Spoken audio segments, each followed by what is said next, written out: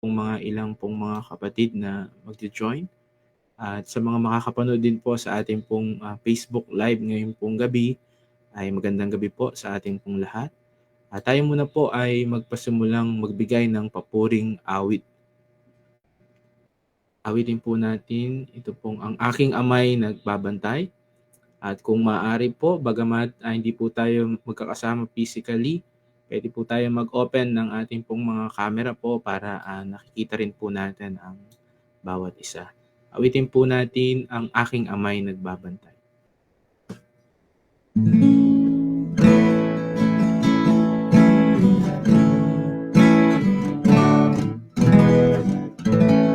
Ako'y nagtitiwala kay Jesus, kahit saan, dagat man o bundok. Hindi ako matatakot, pagkat siya'y laging nagtatanong. Ako'y nagtitiwala sa Kanya, sa gitna ng pakikipagbaka. Takutin man ang kaluluwa, ang aasahan ko pa rin ay Siya. Kung ang rosas Kanyang minamahal, mga ibo'y pinapatnubayan, di lalo na yaring buhay, iniingatan sa araw-araw. Ako'y nagtitiwala sa Kanya, sa gitna ng pakikipagbaka. Takutin man ang kaluluwa, ang aasahan ko pa rin ay Siya. Sa Diyos ako mananangang lagi, pagkat kahit sakal ng bigati, manalo man kahit hindi, pag-ibig niya'y hindi binabawi. Ako'y nagtitiwala sa Kanya, sa gitna ng pakikipagbaka. Takutin man ang kaluluwa, ang aasahan ko pa rin ay Siya. Purihin po ang Panginoon, at bago po tayo magpatuloy, ay hilingin po natin kay Brother Norman na pangunahan po tayo sa isa pong panalangin. Sige po, tayo po ay manalangin. Ama naming Diyos na banal, dakila at makapangyarihan po sa lahat, sa oras pong ito ay kami po ay lubos po na nagpupuri sa iyo, O Diyos, at nagpapasalamat po sa buong maghapon po, sa pag-iingat niya po, sa pangunan niya po sa buhay ng bawat isa po sa amin. At higit po sa biyaya po ng oras na inyo pong binigay po ngayong gabi, na bagamat kami nga po ay hindi po physical na magkakasama, ay patuloy na sa ganitong kaparaanan po ng online ay pinagbubuklod niyo po ang bawat isa po sa amin. At kami po ay lubos po na nagpapasalamat sa ganito pong bagay po na patuloy niyo pong inilalaan po sa amin. At ang patuloy po namin dalangin, nawa ay bigyan niyo po ang bawat isa ng magandang internet connection upang mabiyaya, mapagpala ang bawat isa po sa amin, at malinaw po namin na mapakinggan ang mensahe niyo po sa bawat isa po sa pamamagitan po ng inyong pong mga salita. At ang dalangin po namin na patuloy na pangunahan niyo po, bigyan po ng karunungan po na nagmumula po sa inyo at pakapuspusin po ng inyong banal na espiritu ang inyong pong anak na gagamitin na maghahayag po ng inyong pong mga salita. Ganun din po ang bawat isa po sa amin na makikinig, maging sa mga tagapakinig sa online. Ay patuloy din po namin pinagkakatiwala ang oras po na ito at kami po ay humingi po ng kapatawaran sa anumang mga pagkukulang sa aming po mga kasalanan. Ay linisin niyo po ang aming mga puso at kaisipan. Ganun din po ang mga kapatid po na hindi po namin nakapiling po sa ganitong pag-aaral ngayong gabi po na ito. Kayo po ang manguna po sa kanila. At maraming salamat po, Ama. At ito po ang aming samot dalangin sa matamis at dakilang pangalan lamang po ng iyong bugtong na anak, ang aming Panginoong Jesus. Amen. Salamat kapatid. At muli po magandang gabi sa atin pong lahat. At muli nandito po tayo sa ating pong online Bible study para po ipagpatuloy po ang atin din pong pag-aaral po sa aklat po ng Epeso na kung saan po nung pong nakaraan sa aking pong pagkaalala ay natalakay po yung about po sa spiritual na kaloob. At ngayon po ay handa na po natin yung ating pong mga sarili po, ang ating pong mga puso't isip, ang mga Biblia po natin at mga notes. At binibigay ko na po kay Brother Wilson para po sa ating pong Bible study. Salamat Brother John at magandang gabi po sa ating lahat mga kapatid. At katulad po ng nabanggit po ng ating kapatid, tayo po ay magpapatuloy po sa ating pag-aaral sa aklat po ng Epeso. At nasa Kapitulo 4 na po tayo, nasa mga uling bahagi po tayo.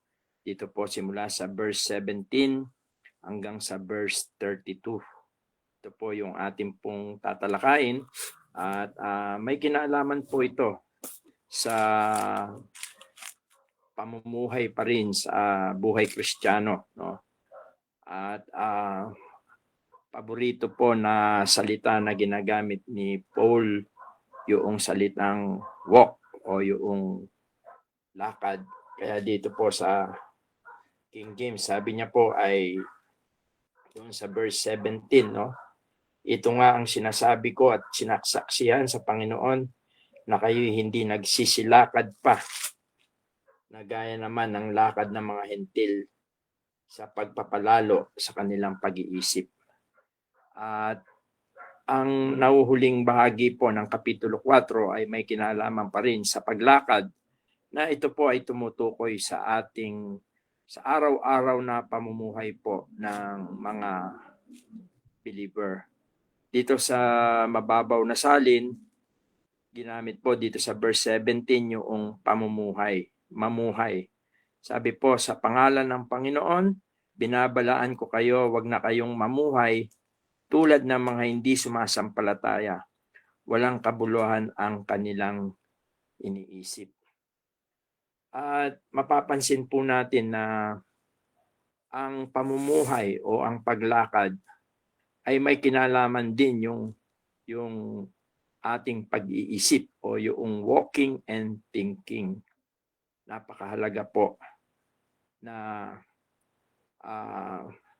maunawaan ng mga mananampalataya na ang mamuhay sa Panginoon ay napakahalaga noong tinatawag na thinking o yung kaisipan. Kaya nga maliwanag na kung ano yung iniisip natin, what we think, what we walk. Kung ano yung iniisip natin, kung ano yung laman ng isip natin, kung minsan ito yung nagiging uri ng pamumuhay natin. Kaya nga napakaliwanag na napakahalaga noong tinatawag na renewing of your mind o yung pag-iba ng kaisipan. Sapagkat napakahalaga po na may kinalaman ang ating magiging pamumuhay sa paglalaman ng ating mga kaisipan. At nakita po natin dito na maliwanag na ang kaligtasan, ang salvation, ay nagsisimula sa repentance, no? Repent, ang sabi nga ni Peter. At ang repent ay may kinalaman sa pagbabago ng ating kaisipan. Kaya ang isang tunay na mananampalataya, nagkakaroon siya dahil sa pag-iba o pag-renew ng kanyang kaisipan, no? Ay nagkakaroon siya ng other outlook. Nagkakaroon siya ng ibang pag-iisip at nagkakaroon siya ng ibang pananaw. At ang pananaw na yan, diyan nagsisimula na siya ay mamumuhay.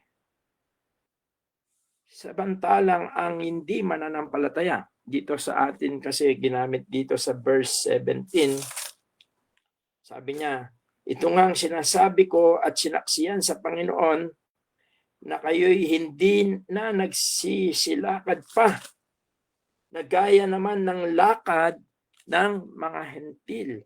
Yung sinabi rito, yung Gentiles walk, no?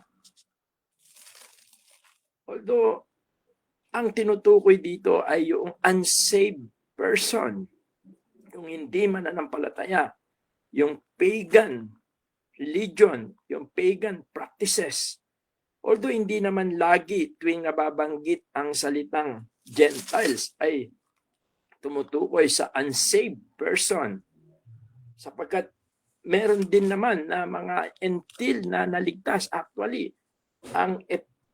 nakita natin ang Ephesian Church ay mixed Jews and Gentiles believer, na kung saan ay giniba ang kanilang diskriminasyon sa pamamagitan ng kamatayan ni Jesus doon sa krus, no? At ang kanyang muling pagkabuhay. Pinag-isa niya ang Hudyo at mga hentil sa isang iglesia. Subalit dito, ang tinutukoy ni Pablo na mga Gentiles, sabi niya, this I say therefore and testify in the Lord that you henceforth walk not as other Gentiles walk. Kaya ang tinutukoy niya ay ang pamumuhay ng mga hindi mananampalataya.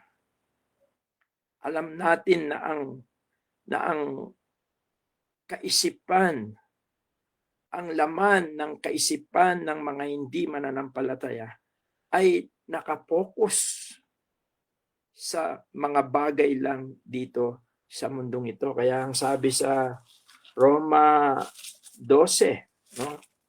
Talatang 2, alam ko ay ang marami sa atin ay nalalaman itong talatang ito o alam ang talatang ito.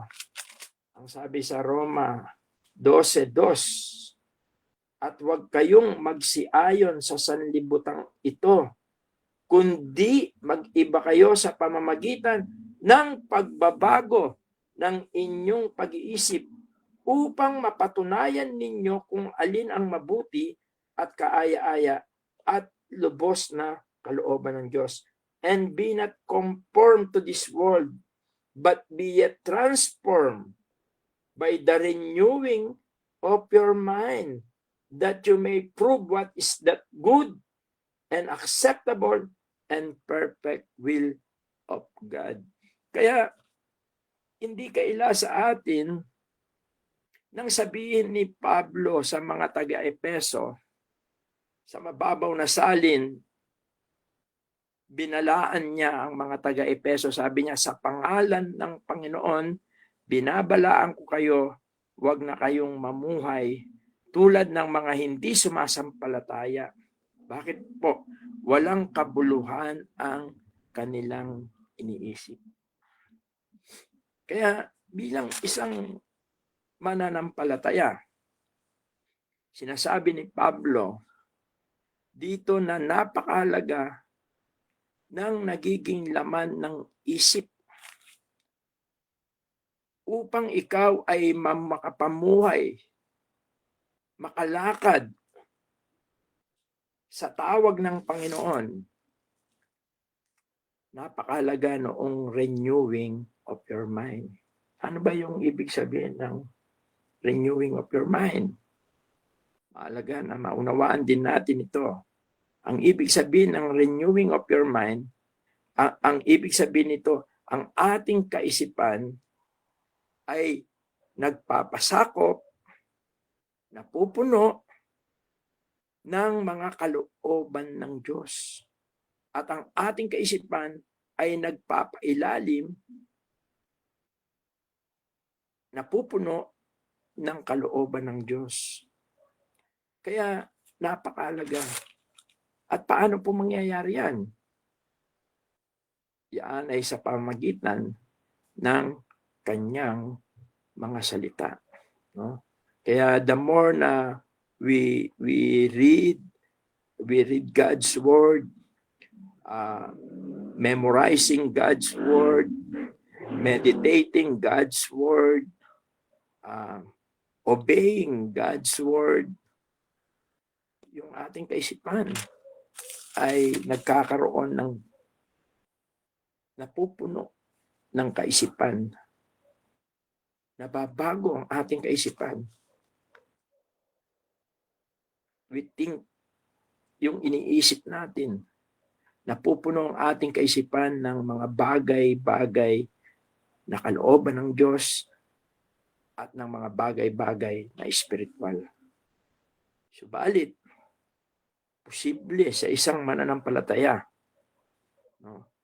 Sa kabila ng siya'y mananampalataya na, di kaila sa atin, ang mga taga-Korinto ay tinawag na mga carnal mind. No? Ang kanilang kaisipan, bagamat sila'y Kristiyano na, bagamat sila'y ligtas na, bagamat ang Espiritu ng Diyos ay nasa kanila na, subalit ang kanilang kaisipan, tinawag itong carnal mind, ay pawang sa mga bagay-bagay dito sa mundong ito. Yun yung focus nila. Kaya yung kanilang pamumuhay ay nandoon sa mga bagay na iniisip nila, pinapangarap nila, nais nilang makamtan. Kaya napakahalaga ng warning ni Pablo na bilang isang mananampalataya, kailangan natin ibayin, mag-iba tayo ng isip. Kaya nga dito nakita natin na ang hindi mananampalataya, dito makikita natin, tingnan natin dito sa verse 17, sabi niya, ang kanyang isip ay walang kabuluhan. Sino yung naalala nyo pagka naririnig nyo yung walang kabuluhan? Sinong Bible character? Sinong sumulat? Saang sulat? Na repeatedly sinabi niya na nakita niya ang mga bagay dito sa mundong ito ay pawang walang kabuluhan. Sino po? Si Solomon. Diba? Bagamat si Solomon ay na-acquired niya o nakita niya na ang mga bagay-bagay dito sa mundo ay walang kabuluhan. Kaya merong kailangan na mangyari pagkatapos na tayo maligtas, matuon ang ating kaisipan. Actually, yan ang susi ng tunay na kapayapaan.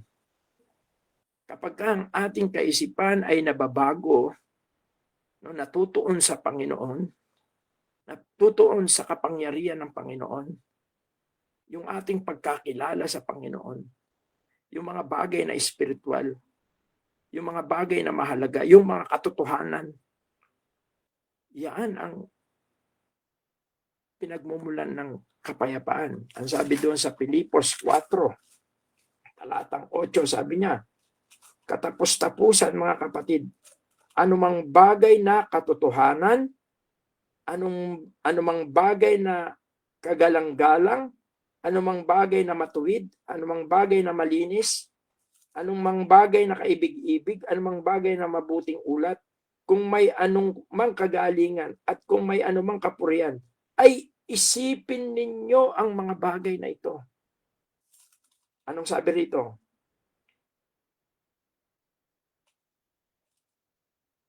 Ito po, ang sabi doon sa verse 7, at ang kapayapaan ng Diyos na di masayad ng pag-iisip ay mag-iingat ng inyong mga puso at ng inyong mga pag-iisip kay Kristo Jesus. Kaya, whatsoever is true. Ano po ba yung katotohanan? Kanyang mga salita. John 17:17. Sabi po roon, sa John 17. Siguro hintayin ko na lang kay Brother Redmark. Sabi roon, pakabanalin mo sila sa katotohanan, ang salita mo'y katotohanan. The written word and the living word. Walang iba kundi ang ating Panginoon. Kaya ito yung isang bagay na pinapaalala ni Apostol Pablo. Parang sinasabi niya na tignan ninyo kung ano yung laman ng isip ninyo. Kung minsan ang puso at isip ay nagkakatugma. Subalit kung ang ating kaisipan ay mapupuno ng mga bagay na spiritual, mamumuhay tayo ng spiritual. Sabi nga doon sa Proverbs 23, verse 7, for as he thinketh in his heart, so is he. No? Sabi po ron, 23 verse 7 sa Kawikaan. 23 verse 7, sabi niya, sapagkat kung ano ang iniisip niya sa loob niya, ay gayon siya.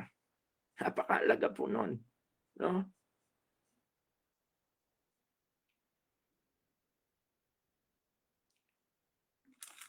Kaya ito po yung sinasabi ni Apostol Pablo. Sabi niya, sa pangalan ng Panginoon, binabalaan ko kayo, huwag na kayong mamuhay tulad ng mga hindi sumasampalataya. Walang kabuluhan ang kanilang iniisip. Mga kapatid, hindi ko sinasabing masama ang mga bagay-bagay na dito sa mundo. Pero kung yaan ang laman ng puso at ng isip natin, hindi tayo tunay na makakapamuhay ng naayon sa kalooban ng Diyos. Hindi ka makakalakad ng lakad ng isang tunay na mananampalataya.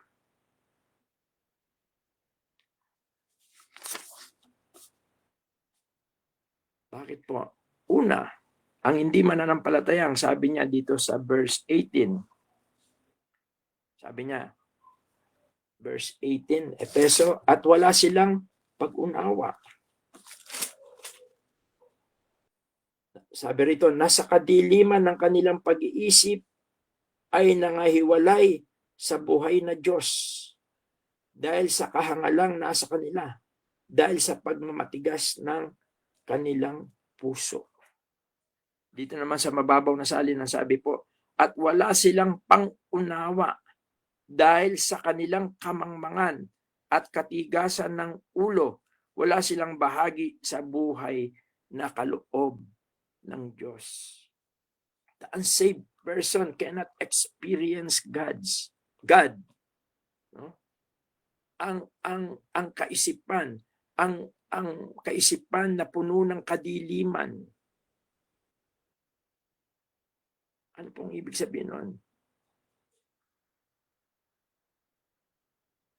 The mind, yung kaisipan po na puno ng mga bagay dito sa mundo,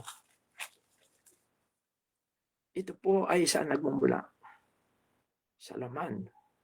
At ito po ay gawa ng dyablo. Sabi sa 2 Corinthians 4:4, the God of this world had blinded the minds who believes not to cannot see the glorious gospel of Christ. Isa pong nagpapadilim sa ebanghelyo ng Panginoon, bagamat ito'y makapangyarihan, ay walang iba kundi ang pag-iisip ng makalaman. Even sa believer, pagka meron siyang carnal mind, inihinder nito ang kanyang pamumuhay.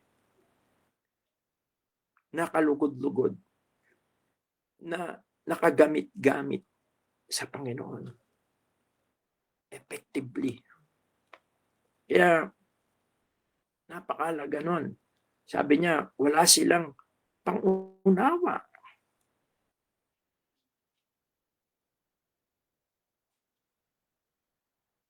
Sila'y nadidimlan, no? O nagdidilim. Ang ibig sabihin nito, yung kanilang kaisipan. Alam naman natin na ang kadiliman sa Biblia, kung minsan hindi ito tumutukoy sa light and darkness lang, kundi ito tumutukoy sa kasalanan, carnality, carnal mind. Kaya wala silang pangunawa. Sabi niya, nasa kadiliman ng kanilang pag-iisip ay nangahiwalay sa buhay na Diyos. Separate. Ibig sabihin, unsaved. At higit sa lahat, hindi nila maranasan ng Diyos sa kanilang buhay. At kung hindi nila maranasan ng Diyos sa kanilang buhay, hindi makikita ang Diyos sa kanilang buhay. Kaya napakalaga nung binabanggit ni Apostol Pablo sa mga taga-Epeso na kailangan mag-iba sila ng kaisipan. Mapuno ang kanilang kaisipan ng mga bagay na espiritual. At ito'y sa pamamagitan ng kanyang mga salita. Sapagkat ang katotohanan ay ang ating Panginoon. Sabi nga dito sa 20 hanggang 21, sabi niya, ngunit kayo'y hindi nangatuto ng ganito kay Kristo. Kung tunay na siya'y inyong pinakinggan at kayo'y tinuruan sa Kanya, gaya ng katotohanan na kay Jesus. Kaya mahalaga na yung salita rito na if you learn in Christ, no? Hindi ibig sabihin nito, maraming mga natututo tungkol kay Jesus, subalit sila ay hindi ligtas. Sapagkat ang tinutukoy dito na learn ay yung disciple, no? Yung relationship with Christ. At tandaan natin na yung pakikipagrelasyon sa Panginoon, yung pagkakaroon ng personal na relasyon sa ating Panginoon, ito ang nagdadala ng kapatawaran at ng pangakong Espiritu Santo sa atin. At siya ang katotohanan. Ang kanyang mga salita ay katotohanan.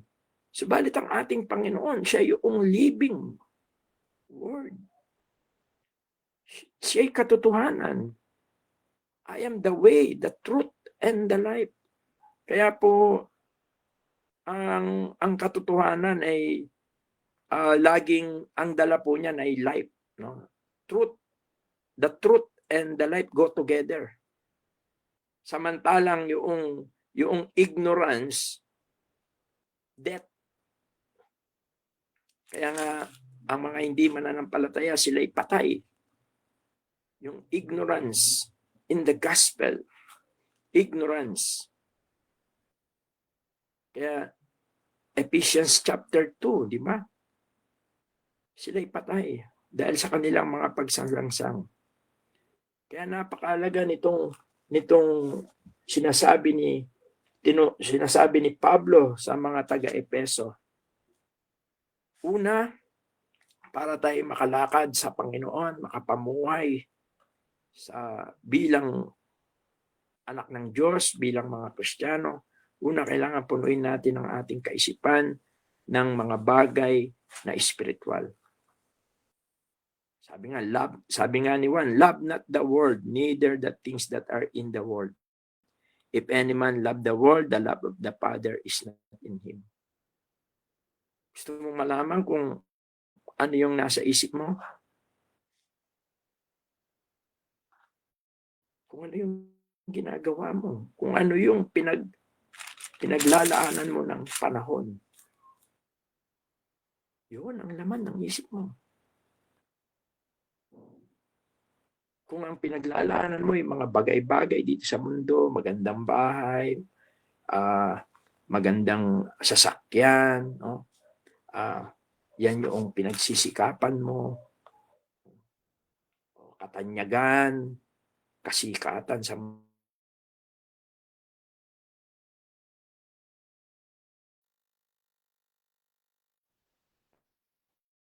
you are living like a Gentiles.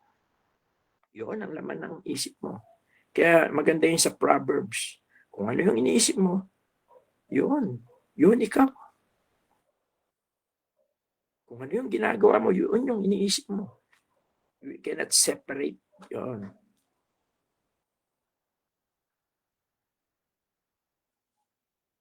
Sometimes, iba yung sinasabi mo. Possible yun. Iba yung sinasabi mo doon sa ginagawa mo. Pero yung ginagawa mo at iniisip mo at ginagawa mo, yun, ikaw yun. Yun yung sinasabi ni Pablo. At ang ganung pag-iisip, ang kawalan ng kaunawaan, ay buhay na walang bahagi sa Diyos, hiwalay sa Diyos. At sabi nga doon sa verse 19, nasa kadiliman ng kanilang pag-iisip, verse 18, ang hiwalay sa buhay ng Diyos dahil sa kahangalang nasa kanila dahil sa pagmamatigas ng kanilang puso, na sila sa di pagkaramdam ng kahihiyan ay napahikayat sa kalibugan upang kalakalin ang lahat ng karumihan ng buong kasakiman. Ang sabi rito sa mababaw na salin, sila'y naging alipin ng kahalayan at wala na silang kahihiyan. Wala na silang inaatupag kundi pawang kalaswaan. Kaya nga sabi niya, hindi ganyan ang natutunan ninyo tungkol kay Kristo. Napakinggan na ninyo ang aral ni Jesus at natutunan na ninyo ang katotohanan nasa Kanya. Kaya po, una, renewing of your mind. Punuin natin ang ating mga kaisipan, no? Through reading God's Word, memorizing God's Word, meditating God's Word, obeying God's Word, sharing God's Word. Kapag yan po ay palagi na napupuno ang ating isip ng mga bagay na spiritual. At tayo ay nakakalakad, nakakapamuhay doon sa kalooban ng Panginoon. At tayo ay nagiging kasangkapan ng Diyos.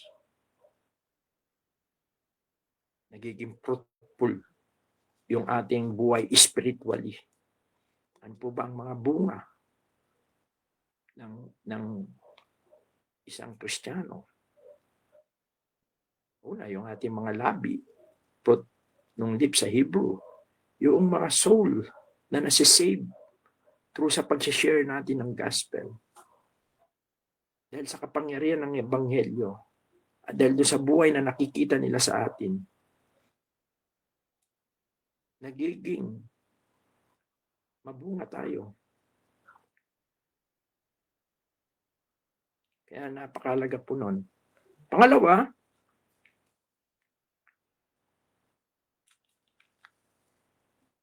sabi doon sa verse 22, sabi niya, iwan na ninyo ang dating pamumuhay. Ubarin na ninyo ang inyong dating pagkatao na nasisira dahil sa masasamang pagnanasa. Okay. Kaya ito pa yung isang admonition ni Paul sa mga taga Epeso, kung saan ay sinabi niya itong katotohanan na ito, na kailangan ay mayroong mga bagay na, sabi niya dito sa King James, sa Tagalog, sabi niya, at inyong iwan that you put off concerning the former conversation, the old man. At inyong iwan tungkol sa paraan ng inyong pamumuhay na nakaraan. Kaya makikita po natin, alam nyo, yung pong genuine na believer, yung pong change life, napakahalaga po nun. Yung change life.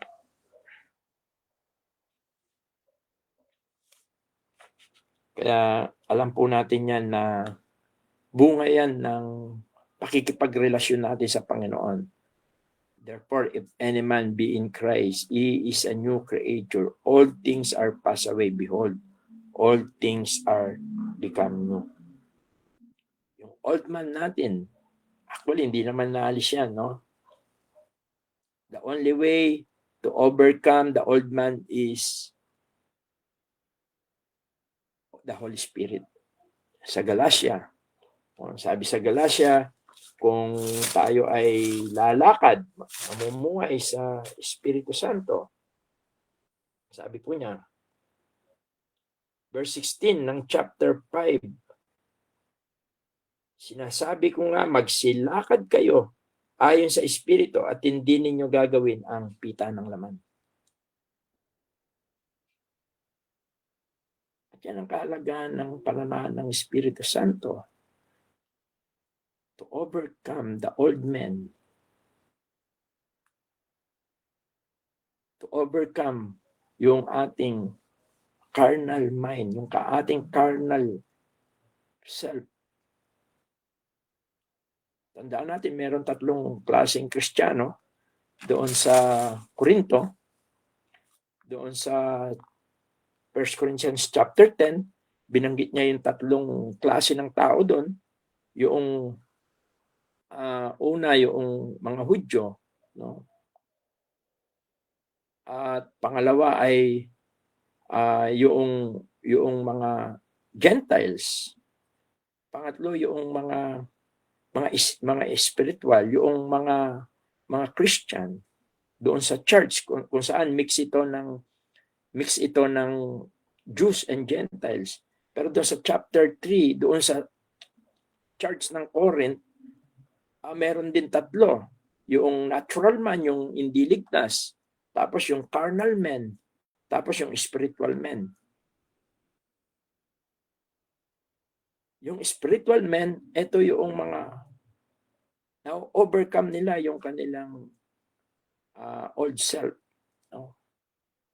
O lahat yung 3 na yun, dumaan yun sa natural man. Yung natural man, ito yung unsaved. Yung carnal man, ito yung saved, but yung life niya, yung walk niya, is katulad ng Gentiles, katulad ng unbeliever. Yun yung sinasabi ni Paul dito sa Epeso, hindi katulad ng yung spiritual, ito yung na-overcome niya, yung at para magtagumpay ang espiritu, ang bagong pagkatao, ano ang kailangan gawin? Sabi ni Pablo ay sa mga taga-Epeso, iwan na ninyo. hubarin na ninyo.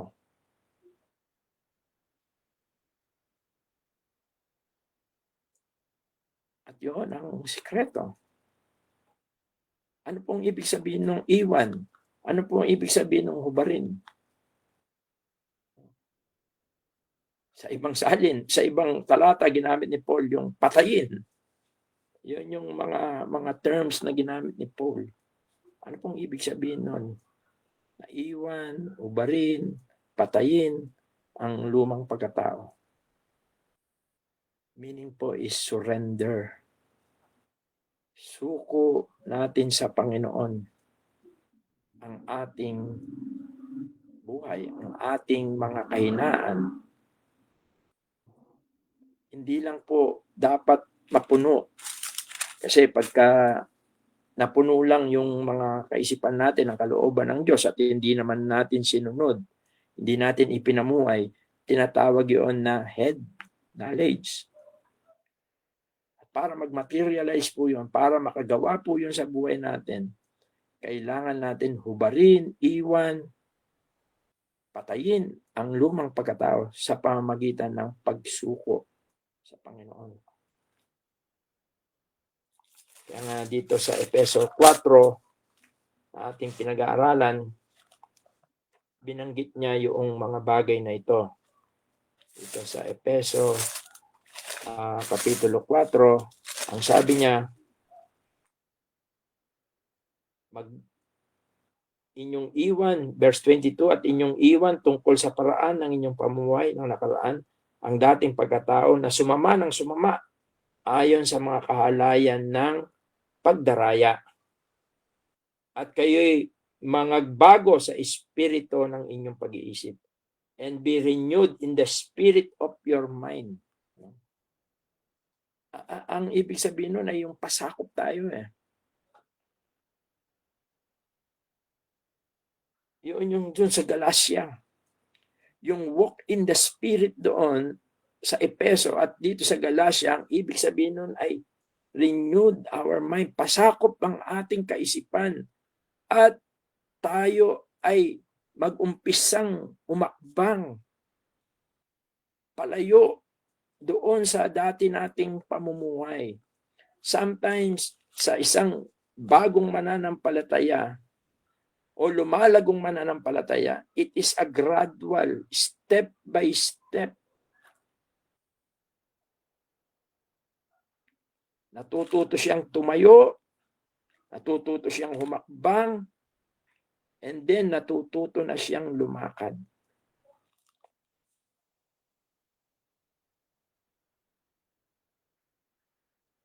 At ang sabi niya sa 24, at kayo'y mga bis ng bagong pagkatao na ayon sa Diyos ay nilalang sa katuwiran at sa kabanalan ng katotohanan.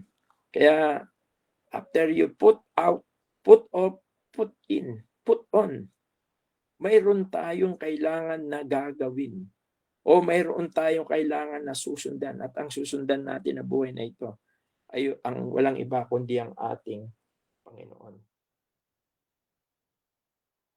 Kaya una, punuin natin ang ating kaisipan upang tayo ay makapamuhay ayon sa kalooban ng Diyos sa pamamagitan ng kanyang mga salita.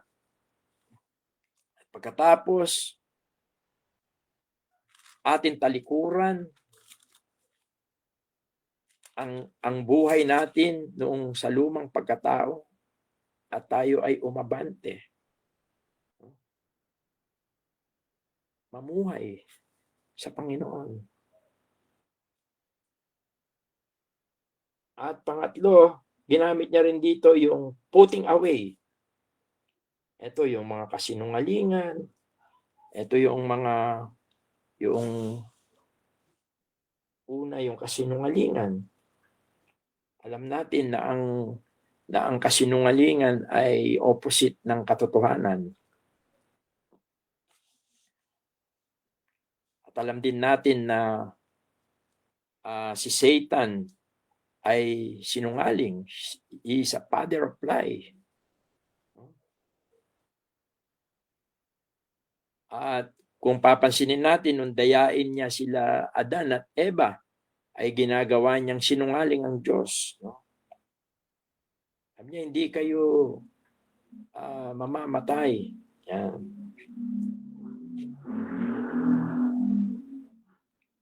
At sa 1 John chapter 2:21, ang sabi roon ay 1 John chapter 2:21, hindi ko kayo sinulatan ng dahil sa hindi ninyo nalalaman ang katotohanan, kundi dahil sa inyong nalalaman at sapagkat alinmang kasinungalingan ay hindi sa katotohanan. At ito ay may kinalaman sa kalooban ng Diyos, sa mga salita ng Diyos. Kaya iwaksi yung kasinungalingan. Even yung pretending, sometimes it is in a form of lying. We are pretending. Nagkukunwari. No? Sapagkat ang pagsisinungaling ay kapatid ng pandaraya.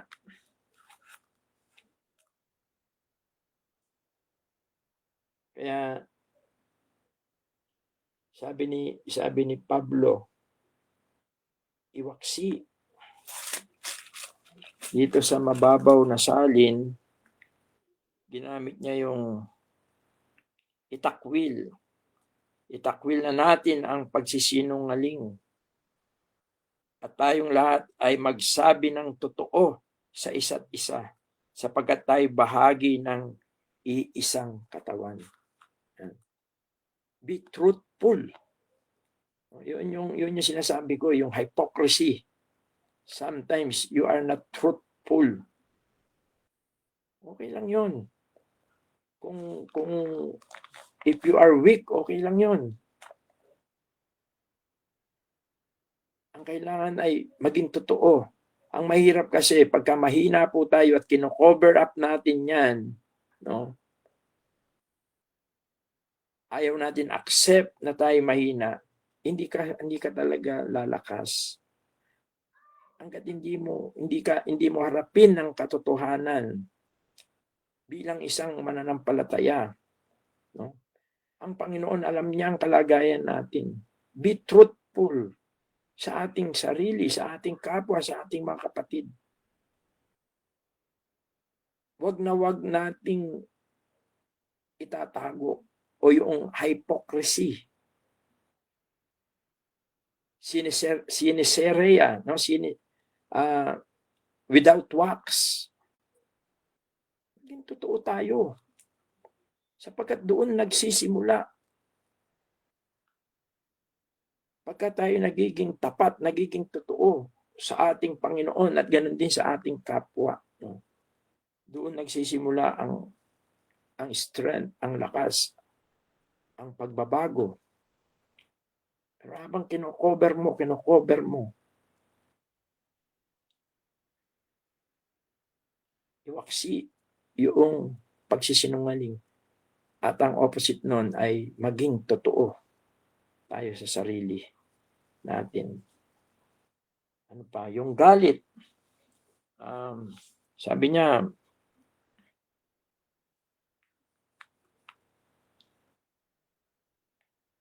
ito sa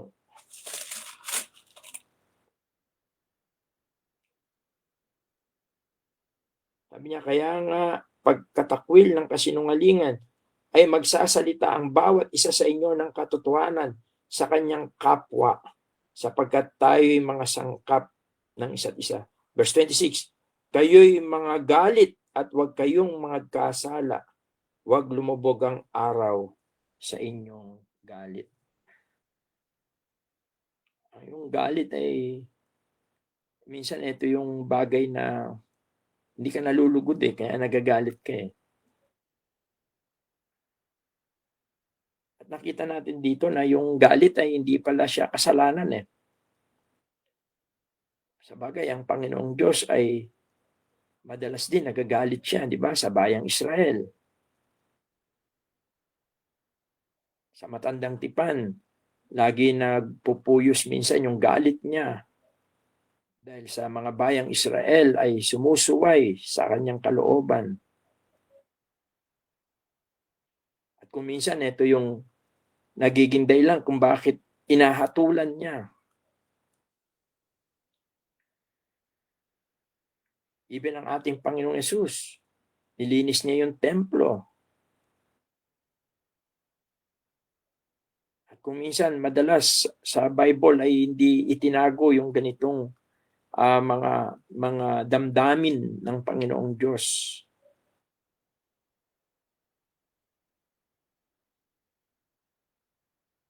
Mahalaga to. Sapagkat isang bagay ang dapat na matutunan natin, no? Yung magalit tayo, kung mahal natin ang Panginoon, magalit tayo sa masama, sa mali. Sabi sa Psalms 97 verse 10. Awit 97 verse 10. Pakisuyo ko ng Brother Renmark. Sabi sa awit 97 verse 10. Sabi sa English, yet that love the Lord hate evil. O kayong nagsisiibig sa Panginoon, ipagtanim ninyo ang kasamaan. He preserveth the soul of his saint. He delivereth them out of the hand of the wicked. Sabi niya, o kayong nagsisiibig sa Panginoon. Sometimes yung anger, yung divine anger ng Panginoong Diyos, kuminsan ay as a Christian, wag lang na tayo magtatanim ng galit. Yun ang importante. Yun yung sinasabi niya na wag hayaan lumubog ang araw. No? Hindi dapat tinatanim ito. Hindi dapat doon sa tao, kundi doon sa ginagawa ng taong ito. Sapagkat yun ang pagmamahal. Actually, doon sa 1 Corinthians 13, nung i-define ni Paul yung love, kasama yon.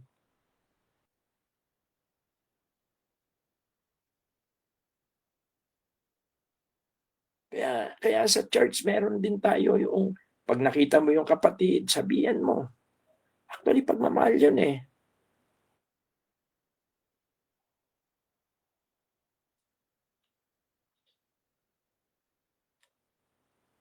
Subalit wag natin hayaan na ang galit na ito ay gamitin ni Satanas.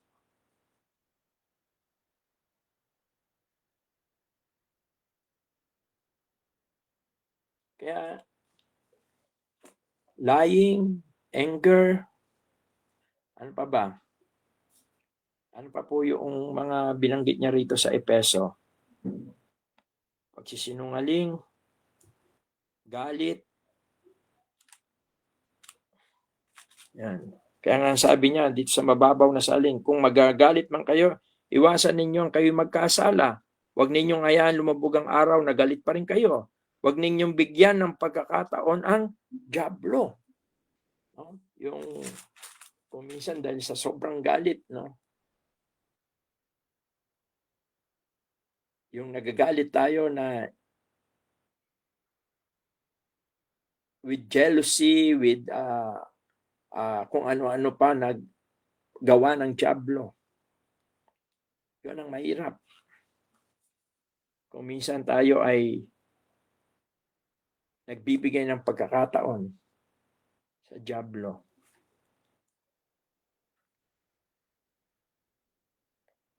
Stealing, verse 28. Sabi rito, huwag kayong gumamit ng masasamang salita, ay huwag kayong, saan ba to? Verse 28, ang magnanakaw ay huwag nang magnakaw. Sa halip magtrabaho siya ng marangal para sa sariling ikabubuhay at makatulong sa mga nangangailangan.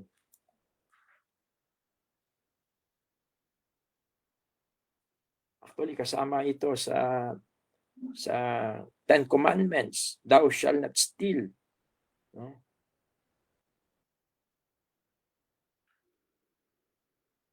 Ito yung pagkuha ng hindi iyo. Paggamit ng hindi iyo na walang kapahintulutan. Pagnanakaw yon.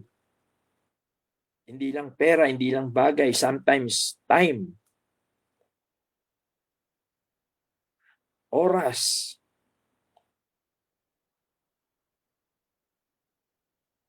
Kaya ngayon meron tinatawag na intellectual property. Kasi pwede ring nakawin yung ideas, yung kaisipan ng isang tao, yung kanyang inbensyon, yung kanyang mga sinulat.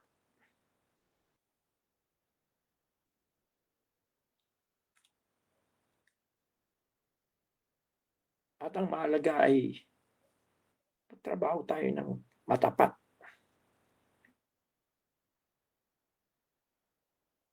At kabahagi noon, yung anong sinabi po niya ron,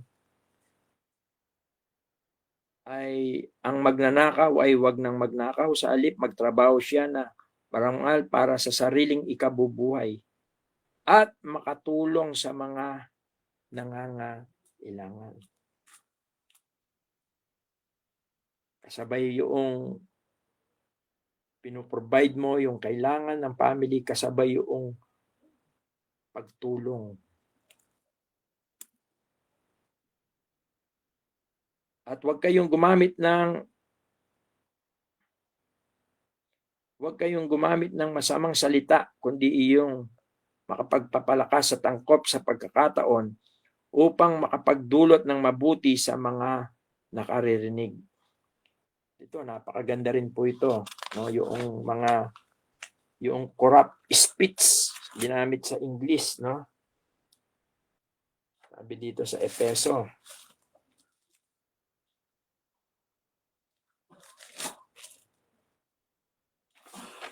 Sabi niya, let no corrupt communication proceed out of your mouth. Yung dinefine ni Warren Wiersbe, yung corrupt ay parang isang bulok na prutas. Yun yung definition na ginamit o pag-describe ni Warren Wiersbe.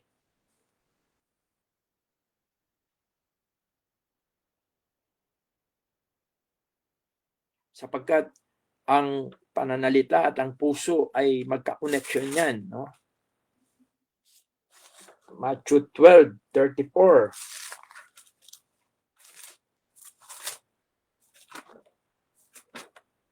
Kung paano ang isip natin ay koneksyon sa paggawa natin. Ganon din ang puso natin ay magkakonekta yung puso natin at yung pagsasalita natin.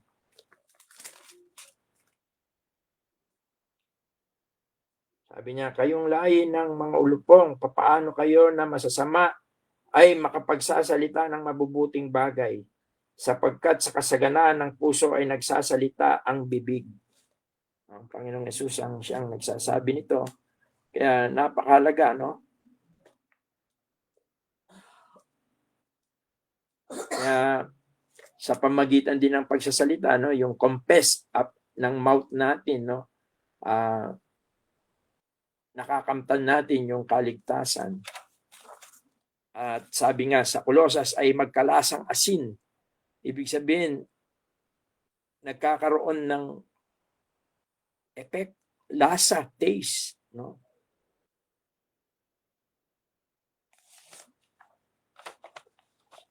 At ito yung mga dapat nating itakwil.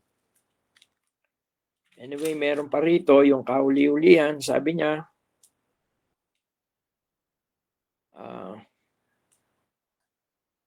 at huwag ninyong saktan ang kalooban ng Espiritu sa inyo, ang katibayan na kayo tubusin pagdating ng takdang araw. Dito yung wag nating saktan, no, yung kundi bagkus tayo ay magpailalim sa patnubay ng Espiritu.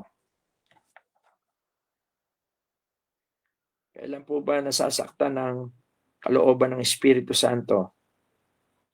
Kapag kayong mga conviction niya, hindi tayo nagre-response. Tapos sabi sa verse 31, alisin na ninyo ang lahat ng sama ng loob, poot at galit, wag na kayong mambubulyaw, manlalait at mananakit ng damdamin ng kapwa. Sa halip, maging mabait kayo at maawain, magpatawad kayo sa isa't isa, tulad ng pagpapatawad sa inyo ng Diyos dahil kay Kristo.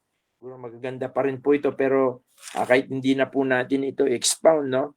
Ito ang mahalaga. Kaya ngayong gabi po ay sa ating pag-aaral, although ang chapter 4 ay, ang pinakatim nito ay mamuhay, no? Pagkatapos na itinuro ni Pablo ang kalagayan ng isang mananampalataya kay Kristo, yung kanyang eternal security, yung kanyang katubusan, ay ipinakita naman ni Pablo na kung ano dapat ang kalugod-lugod na pamumuhay ng isang naligtas.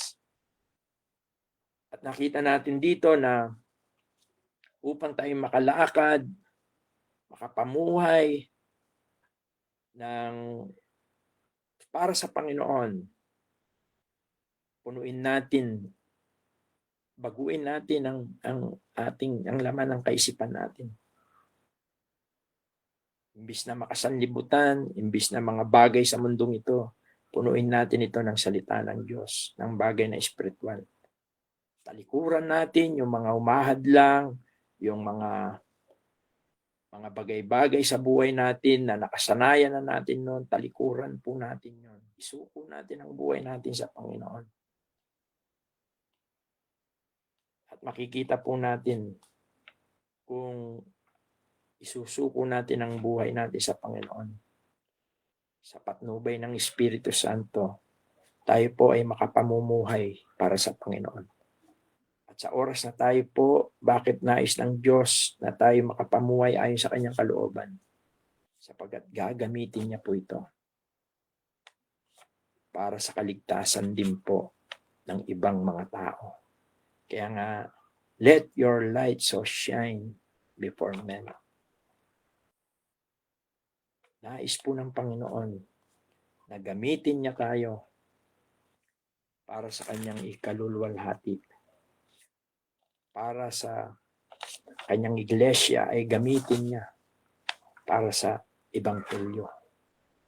Kaya nais niyang tumibay ito, nagbigay siya ng kaloob, at nais niya ng Espiritu Santo maghari sa bawat mananampalataya upang sila'y makalakad, makapamumuhay sa kalooban ng Panginoon upang tayo kanyang gamitin effectively, upang tayo maging fruitful, upang sa pamagitan ng buhay natin at ng pagbabahagi natin ng ebanghelyo ay may mga kaluluwa na maliligtas. Kaya yan ay gawain ng iglesia. Nais niya na maging matibay ang iglesia para ito'y magamit niya para sa kanyang kalwalhatian. Tayo po ay manalangin. Ama naming Diyos na banal, maraming salamat po sa gabing ito. Maraming salamat po sa iyong mga salita. At nawa po, tunay po na ang aming mga kaisipan ay mapuno ng mga bagay na espiritual. At tulungan mo po kami, bigyan mo kami ng lakas na pagsisiyan ng aming mga kakulangan, ng aming mga kahinaan, aming talikuran, ang mga bagay-bagay na umahadlang upang kami makalakad sa iyong kalooban. Tulungan mo po kami sapagkat alam po namin na sa aming sarili, hindi po namin magagawa ang mga bagay na ito. Kami po ay nagpapasalamat sapagkat ipinagkaloob mo ang iyong Espiritu Santo upang kung kami po ay magpapasakop sa Kanya, maaari po kaming makapamuhay, lumakad na kalugod-lugod, worthily sa iyong banal na harapan. Pagpalain mo po, O Diyos, ang iyong mga salita. Pagpalain mo po ang bawat isa po sa amin. Ang lahat ng ito ay aming sinasamot, dinadalangin sa makapangyarihang pangalan po ng iyong bugtong na anak na si Jesus. Amen.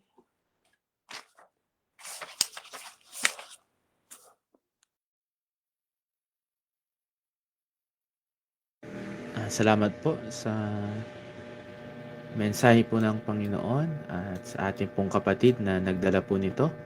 At muli po nakita po natin ang aklat po ng Epeso kung paano po yung pong mga napag-aralan po natin, renewing of our mind, yung pong changed life, no? At nakita rin po natin yung mga natakal po ng mga ating pong kapatid. At ngayon po nasa dako na po tayo ng ating pong question and answer. Maari po na ang bawat isa po sa atin ay makapagtanong at kung meron din pong mga karagdagan po regarding po sa ating pong napag-aralan at sa ating pong mga kapatid din po na nakakapanood po sa ating pong Facebook Live ay malaya po na makapagtanong po ang bawat isa po sa atin.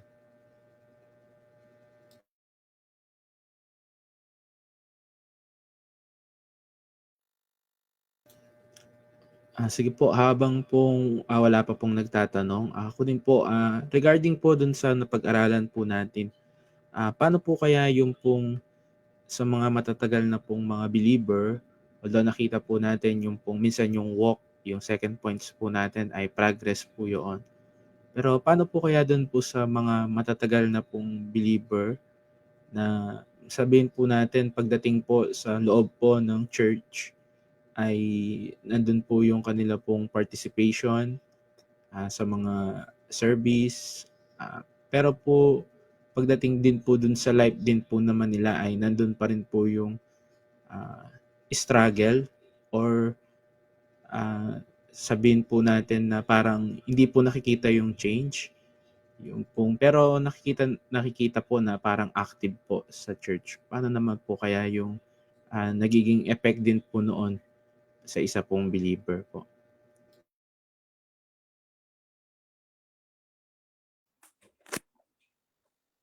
Inom lang ako sandali lang. Akate.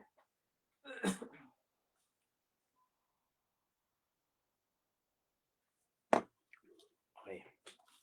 Sige po. Maganda po yung katanungan ng kapatid po natin. Actually, nadaanan po natin yan sa ating isang point, no? Yung be truthful. Siguro balikan natin yung sa Epeso, Kapitulo 4.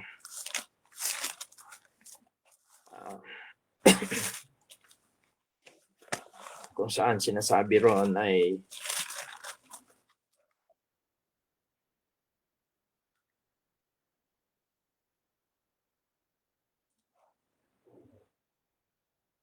sabi rito, doon sa verse 25, Brother John, no?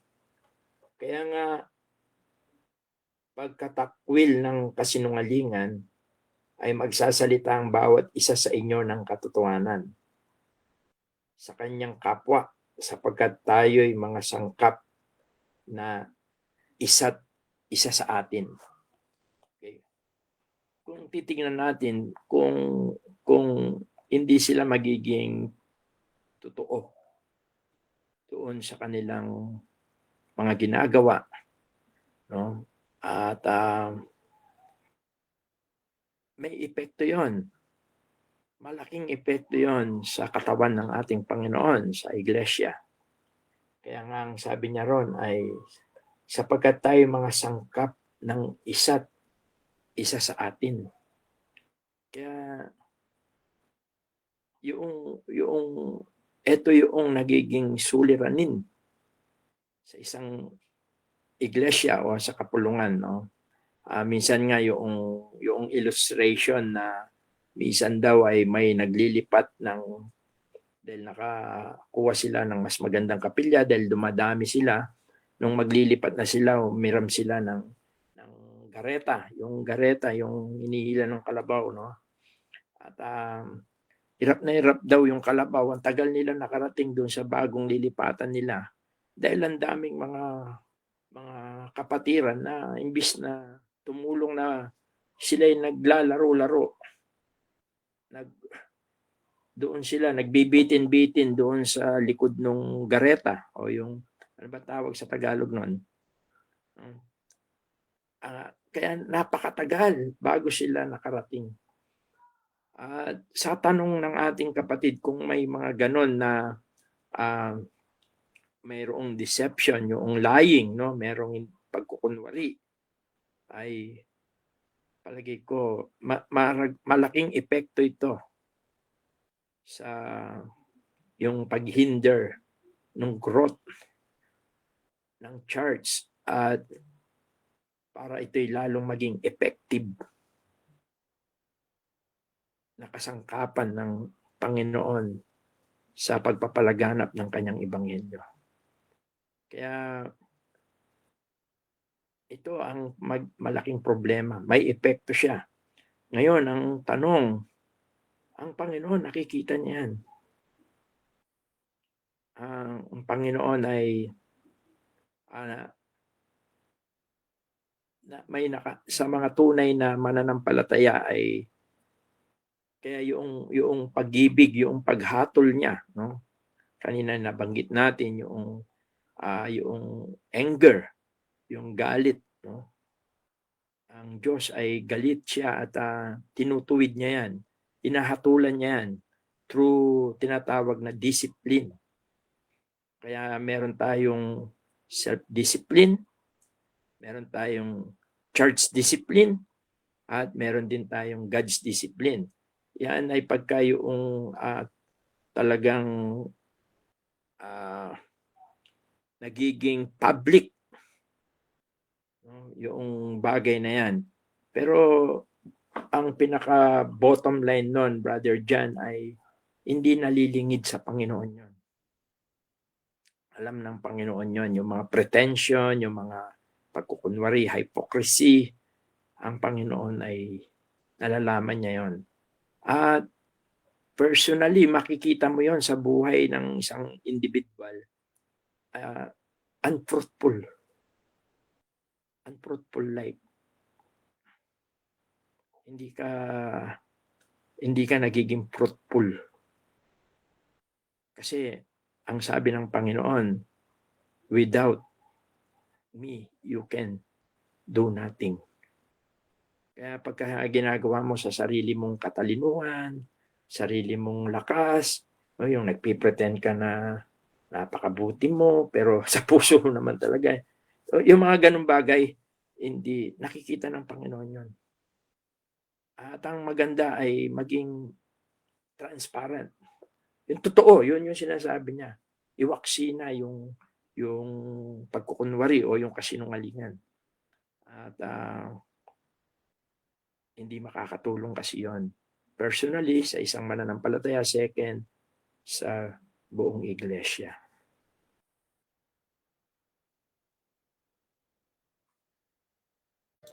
Thank you po, Brother Wilson. Follow up ko na din po. Actually, personal experience ko din po yun. At kumbaga po, nagkaroon din po kami ng sharing po nung kapatid po na yun. Dahil nais niya pong parang mag-attend po ng breaking of bread, ay kumbaga po, nasabi ko po sa kanya yung condition po niya dahil nga alam po natin na baka lalo po siyang magkakasala. Though yung sanang sa ko po noon ay mag-skip po siya ng ganun po, yung sa breaking of bread. Pero nagdesisyon pa rin po siya na kumbaga mag-attend po. Kumbaga po ang question ko po, dahil ang nice ko nga po sana ay yun nga po, kung hindi mo na siya mag-attend dahil nga sa kondisyon niya yun. Pero nag-attend pa rin po siya, ay meron pa rin po bang pananagutan po sa part ko po pagka ganito?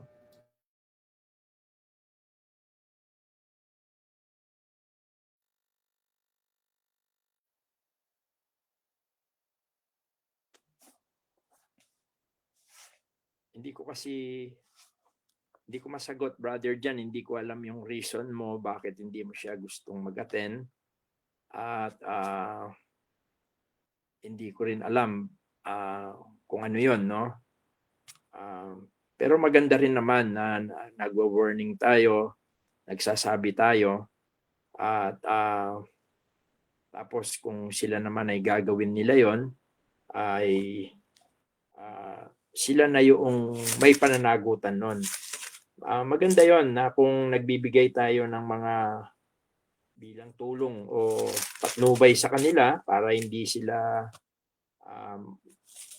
magkasala o hatulan ng Panginoon, Kasi kaya lang naman natin minsan ginagawa yun para wag silang hatulan ng Panginoon. At mas mabigat kasi yun, no? Kaya kung sa tingin mo ay ganun yung sitwasyon niya, ay although yun nga hindi ko alam, maring maganda yon na mayroong advice. Ngayon kung baka para sa kanya naman ay hiningi niya ng tawad yon o bago siya, ay hindi natin alam yon. Kaya ang mahalaga, sabi kasi sa unang Korinto 11 siguro, tingnan natin bilang isang reference natin sa tungkol sa breaking of bread.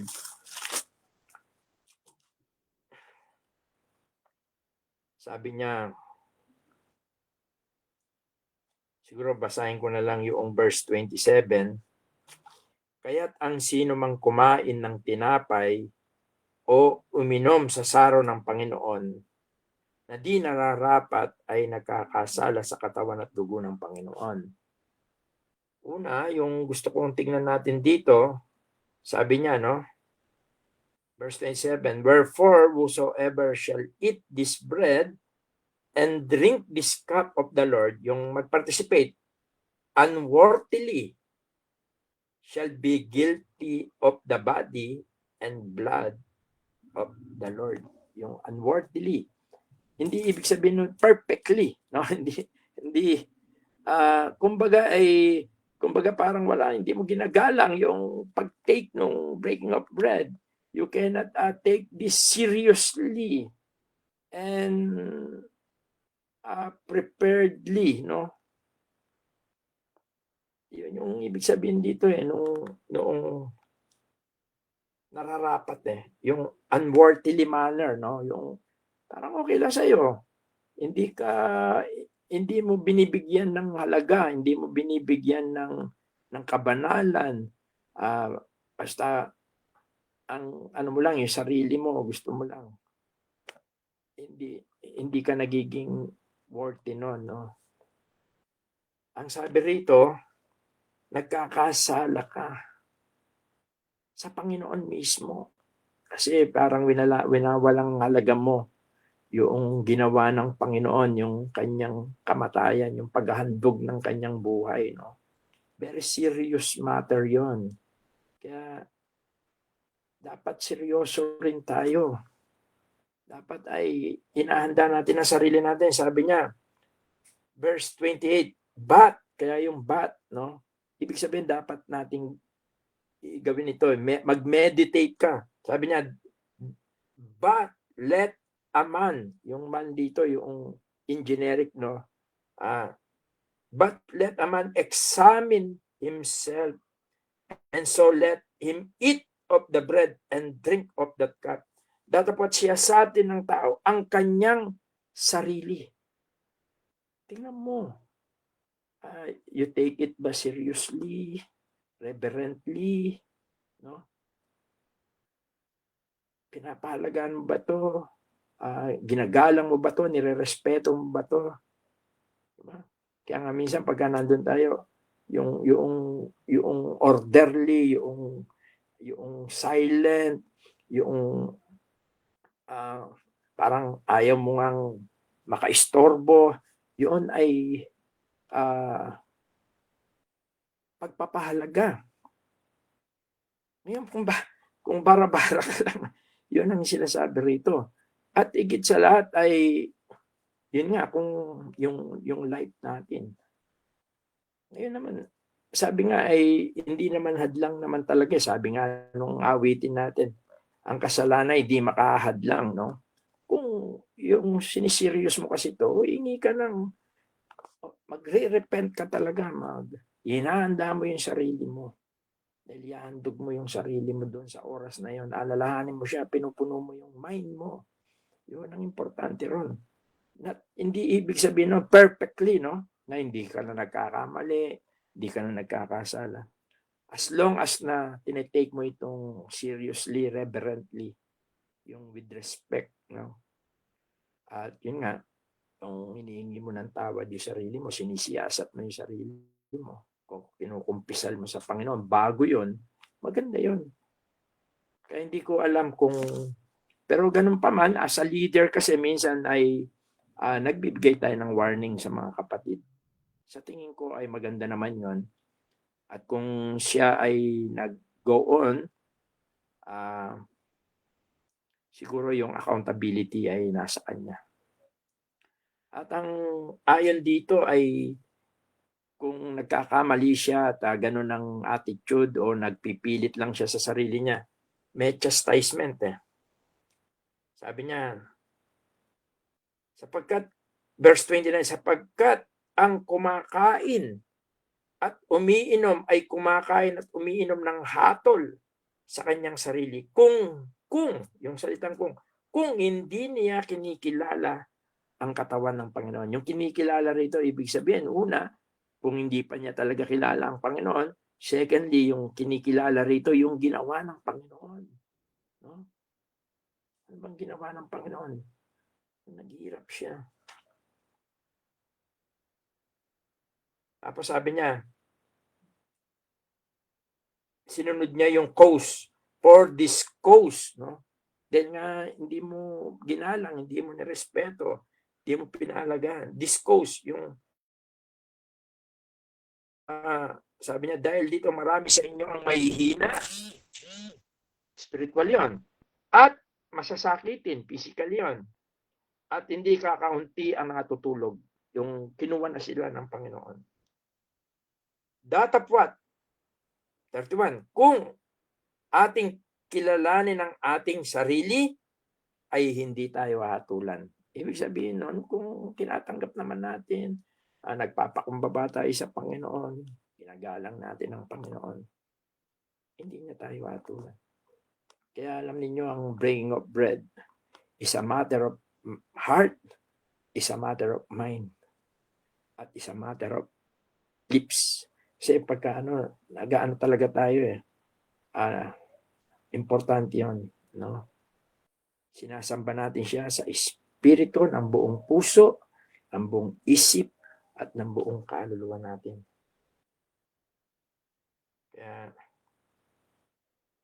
mayroon chastisement. Verse 32, dapat kung tayo hinahatulan, ay pinaparusahan tayo ng Panginoon upang wag tayong mahatulan kasama ng sanlibutan. Yung chastisement yun sa Hebrew 12. Yun yung parusa. Kung minsan ay may parusa ang Panginoon. Hindi ibig sabihin nito na lahat ng karamdaman ay parusa, no? Alam naman natin si Paul ay mayroon siyang thorn in the flesh, try siyang nag-pray, hindi inalis ng Panginoon, pero ang sabi ng Panginoon, my grace is sufficient for you. Ang aking biyaya ay sapat sa iyo. Kung minsan, sabi nga ni Pablo, sa mga ganong pagkakataon, kung minsan lalo mong nakikita yung greatness ng Panginoon sa buhay mo. Pero pagka yung minsan ikaw mismo alam mo kung pinapalo, kung yung sakit mo ay bunga ng palo o gawa lang ni Satan para hadlangan kanya. Kasi yung kay Paul ay sabi roon ay gawa ni Satan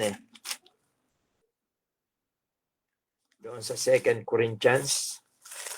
2 Corinthians nga ba yan?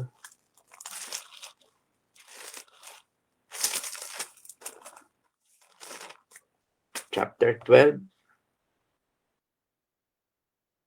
Sabi niya, verse 7, at nang ako'y huwag magpalalo ng labis dahil sa kadakilaan ng mga payag, ay binigyan ako ng isang tinik sa laman, ng isang sugo ni Satanas, upang ako'y tampalin, nang ako'y huwag magpalalo ng labis. No, kaya, ang ibig sabihin nito ay to hinder, no? Minsan gawa ni Satan yon. At minsan sa isang mananampalataya, alam mo kung bakit may sakit ka ngayon, maaring pinapalo ka, or alam mo naman na kung ikaw naman ay namumuhay sa Panginoon, maaring yan ay inahadlangan ka ng Panginoon. Alam mo kailang kahadlangan ng dyablo pagka ikaw ay nagiging mabunga. alam mo yun eh, inihinder ka, pinipigilan ka, Satanas, para hindi mo ma-perform yung gusto ng Diyos dahil ginagamit ka niya, nagagamit ka niya. Ngayon, kung hindi ka naman na mabunga at ikaw ay may sakit ngayon, ikaw ay baka pinapalo ka ng Panginoon. Hindi ko alam yon.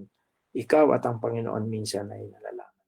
Kaya brother diyan, tungkol sa bagay na yon ay baka siya na yung may pananagutan.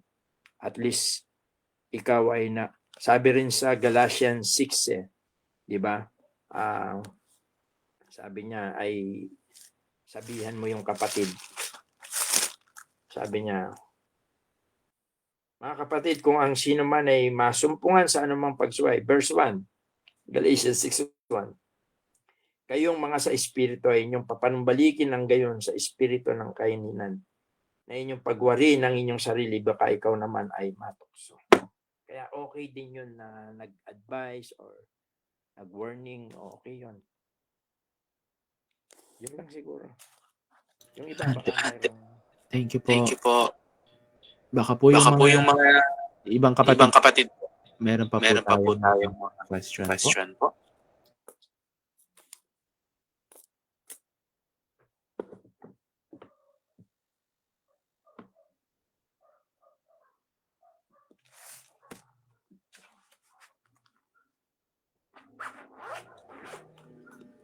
Sige po.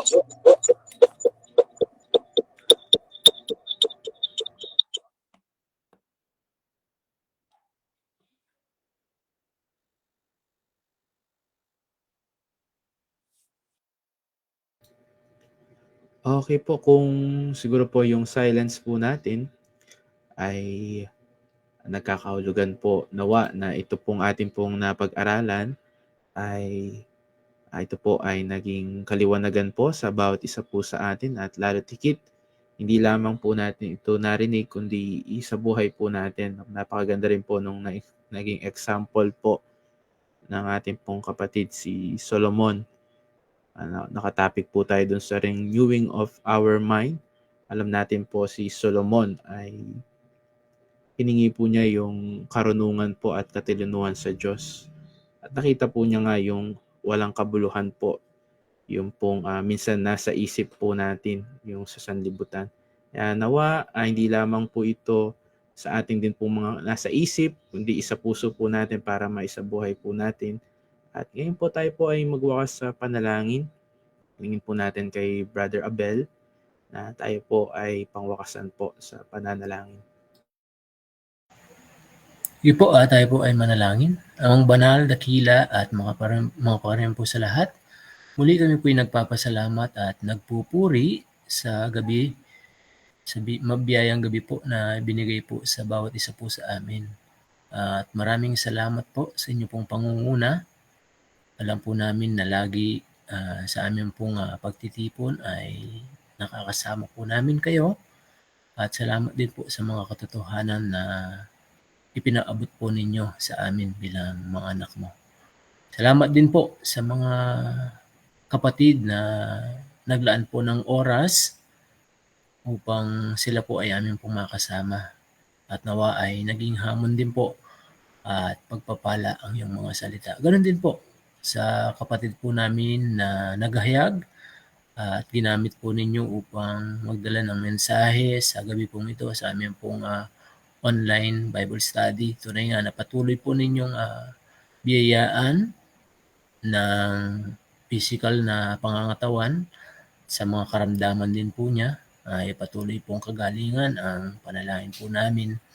Nang sa gayon, marami pa pong kaluluwa na mailapit po sa inyo sa pamamagitan ng pagbabahagi ng inyo pong mga salita. Kaya salamat din po. At patuloy din po sa mga aabutan po ng salita po ninyo sa amin pong FB Live. Tunay nga na ito ay maging pagpapala. At sa mga hindi po o wala pang pagkakilala sa amin pong Panginoong Yesus, tunay nga na ang mga salita po ninyo ay maging ilaw, maging asin. At patuloy na kasangkapanin po ninyo sa mga kaluluwa. At ganoon din po sa amin po bilang mga anak po ninyo ay kasangkapanin din po at patuloy na gamitin din po ito upang ang aming pong espiritual na buhay ay lalong lumago sa pamamagitan po nito. Ay sa inyo po namin ito pinagkakatiwala. At patuloy din po sa gabi pong ito, sa aming pong paghiwa-hiwalay, sa aming pong mga pansamantalang tirahan ay inyo pong pangunahan at gabayan, lalo tigit sa gabi pong ito. At maraming salamat din po sa pangunguna po sa gabi pong ito. Sa mga may karamdaman din po tulad ni Brother Anthony, maging kay Baby Era, sa sakit po nila ay kagalingan din po ang inyo pong igawad at ibigay po din sa kanila. At ganoon din po kay Nanay Lota sa patuloy na treatment ay sa inyo rin po namin ito pinagkakatiwala. At maraming salamat po. Nawa ay nagbigay po ng kalinawan din at kalakasang espiritual ang inyong pong mga salita sa gabi po ito. Binabalik po namin ng mataas na papuri, pasasalamat sa dakilang pangalan lang po ng pong Panginoong Yesus. Amen. Magandang gabi po at God bless. Salamat po at magandang gabi. God bless po sa ating